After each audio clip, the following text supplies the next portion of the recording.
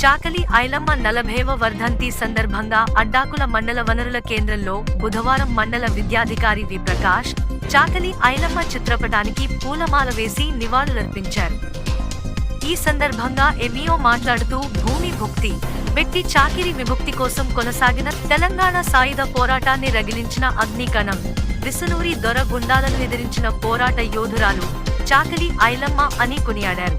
ఈ కార్యక్రమంలో కందూరు కాంప్లెక్స్ ప్రధానోపాధ్యాయులు మురళీధర్ రావు, జుర్రు నారాయణ, రాఘవ, రమేష్ గౌడ్, సత్యనారాయణ, దొరబాబు, రామచంద్రయ్య, భాస్కర్, శ్రీనివాస్, శివరాజ్, సుధాకర్ రెడ్డి, నాగరాణి, సాయి లక్ష్మి, చంద్రకళ, కిరణ్మయ్, లత, కేదారేశ్వరి పాల్గొన్నారు.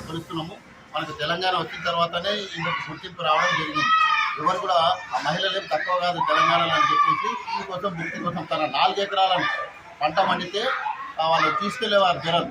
కనుక నేను పండించిన కష్టపడి పండించిన నా పంటను మీరు తీసుకోవడానికి వీలే లేదు, నా ప్రాణం పోయితేనే మీరు తీసుకోవాలని చెప్పేసి తిరగబడడం జరిగింది.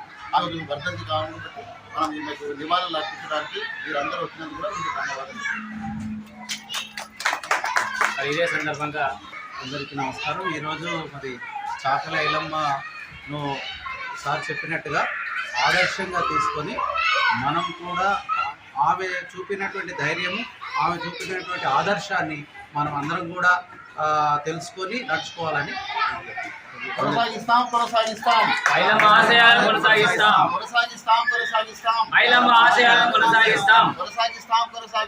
ఐలమ్మ ఆశయాలను కొనసాగిస్తాం. జోహార్ జోహార్.